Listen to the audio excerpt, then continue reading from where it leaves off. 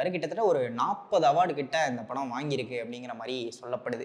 ஹீரோங்கிற கேரக்டரில் ஒருத்தர் இருக்காரு பேருக்கு, அதே மாதிரி ஹீரோயின் ஒருத்தவங்க இருக்காங்க. அவங்க 2 பேர்த்துக்கான லவ் போர்ஷன்ஸ்லாம் வருது. அது எதுக்கு வருது அப்படிங்கிற ஒரு கேள்வி தான் எனக்கு இந்த படத்தில் கடைசியில் இருந்துச்சு. ஆன்டகனிஸ்ட் அப்படின்னு சொன்னேன் இல்லையா, ஒரு ஊருக்கு ஒருத்தர் அப்படிங்கிற மாதிரி இருந்தாப்புல. அவர் தான் கொஞ்சம் பெரிய பணக்காரரு, கொஞ்சம் மோசமான ஆள், ஐயோ அவரா அப்படிங்கிற மாதிரி ஒரு கேரக்டர் வந்து காட்டியிருந்தாங்க.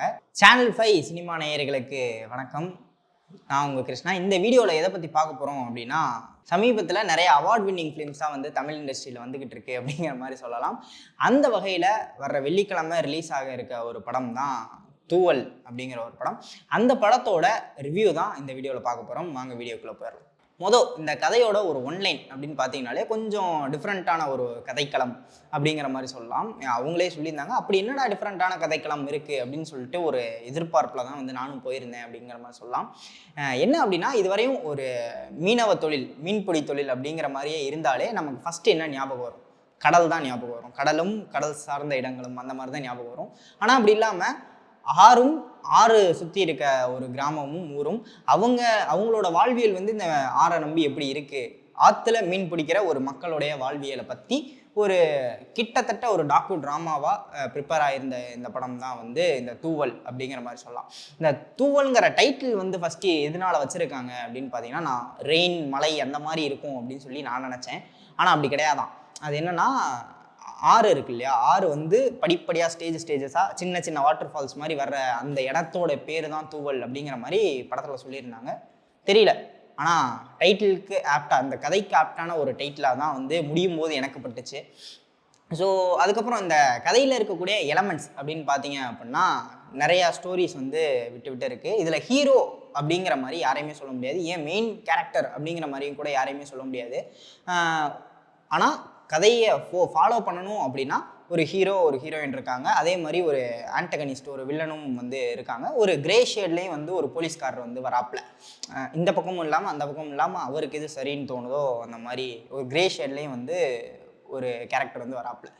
ஸோ ஓவராலாக என்னடா ஹீரோவும் யாரும் இல்லைன்ற, வில்லனும் யாரும் இல்லை அப்படிங்கிற மாதிரி சொல்கிற கதைக்கு அப்போது யார் தான், இதுதான் கதை அப்படின்னு பார்த்தீங்க அப்படின்னா, டைரக்டர் என்ன சொல்ல வந்திருக்காரு அப்படின்னு பார்த்தோம்னா, நேச்சர், நீ என்னதான் நேச்சரை உன்னோட சுயநலத்துக்காக நீ இதை மாற்றி அதை மாற்றி வேறு ஏதாவது பண்ணணும்னு நினச்சாலும் இறுதியில் வந்து அதுதான் சுப்ரீம், அது ஒன்று நினச்சிது அப்படின்னா யாருக்கும் இல்லாமல் அதை எடுத்துகிட்டு போயிடும் அப்படிங்கிற ஒரு விஷயத்தை வந்து சொல்ல வந்திருக்காங்க அழகாக.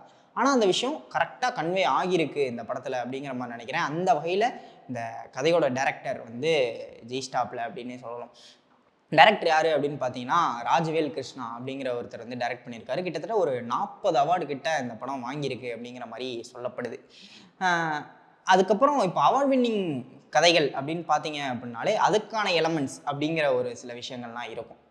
ஒரு ஸ்டேபிளான கேமரா ஷாட் இருக்கும், அது இல்லாமல் அந்த நேச்சுரலான எலமெண்ட்ஸ்லாம் இருக்கும். ஆனால் இந்த படத்தில் பார்த்தீங்கன்னா அப்படி எதுவுமே வந்து எனக்கு ஃபீல் ஆகலை. ஒரு சில கமர்ஷியல் எலமெண்ட்ஸ் வந்து அதிகமாக இருந்துச்சு அப்படிங்கிற மாதிரி தான் நான் நினைக்கிறேன்.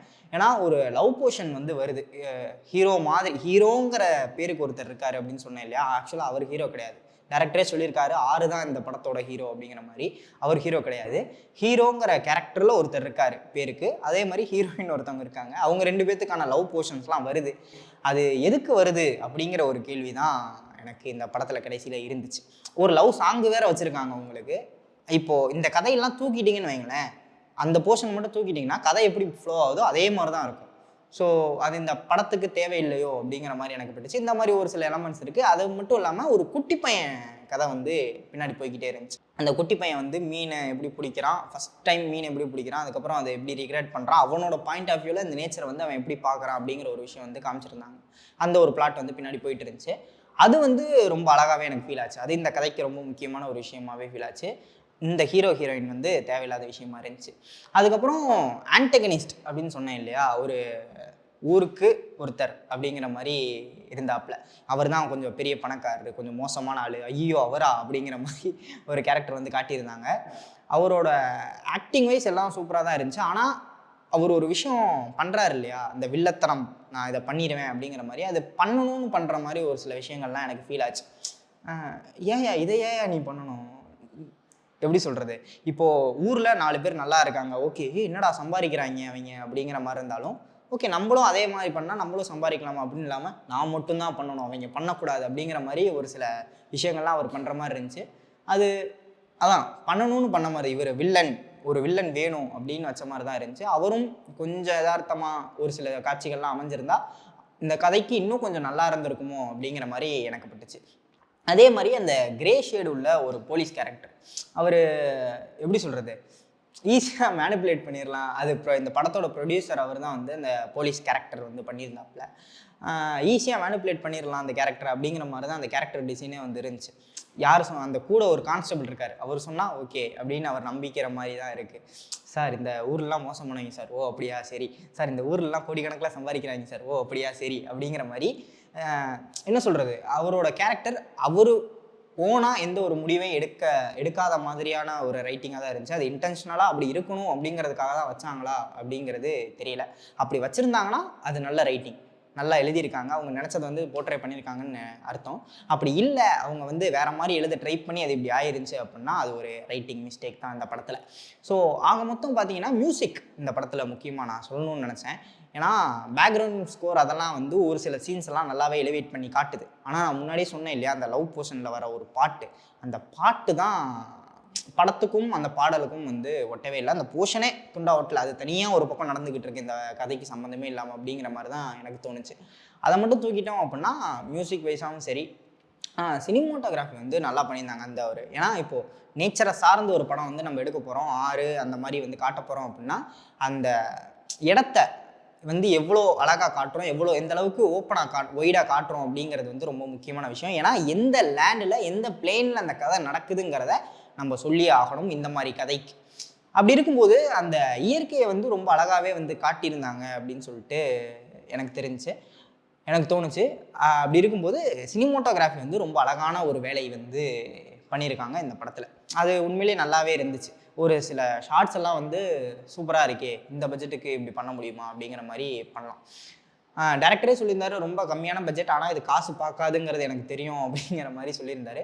ஒரு லோ பட்ஜெட் ஃபிலிம் பார்க்குற ஒரு விஷயம் வந்து நமக்கு தெரியுது. இந்த படத்தை பார்க்கும்போது ஓகே ரொம்ப கம்மி பட்ஜெட்டில் தான் எடுத்திருக்காங்க, அந்த ஒரு எப்படி சொல்கிறது, ஒரு குவாலிட்டி கம்மியாக இருக்கிற ஒரு விஷயங்கள்லாம் தெரியுது. ஆனால் ஒரு சில ஷார்ட்ஸ் வந்து இந்த பட்ஜெட்டுக்கு இப்படி பண்ண முடியுமா அப்படிங்கிற மாதிரி ஆச்சரியக்கூடிய ஷார்ட்ஸும் இருக்குது.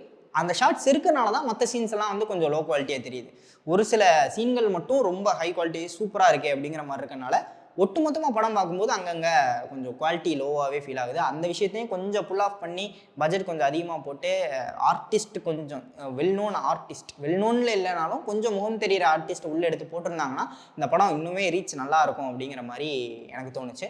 ஸோ வாட்சபிள் ஃபிலிம் தான், நீங்கள் கண்டிப்பாக இதை செக் பண்ணி பாருங்கள் டைம் இருந்துச்சுன்னா. இந்த படத்தை தூவல் 22ஆம் தேதி திரையரங்கில் வருது. பார்த்துட்டு உங்களோட கமெண்ட்ஸை கீழே சொல்லிட்டு போங்க. இதே மாதிரி அடுத்த ஒரு மூவி ரிவ்யூவோடு உங்களை வந்து சந்திக்கிற வரை விடைபெற்றுக் கொள்வது நான் உங்கள் கிருஷ்ணா.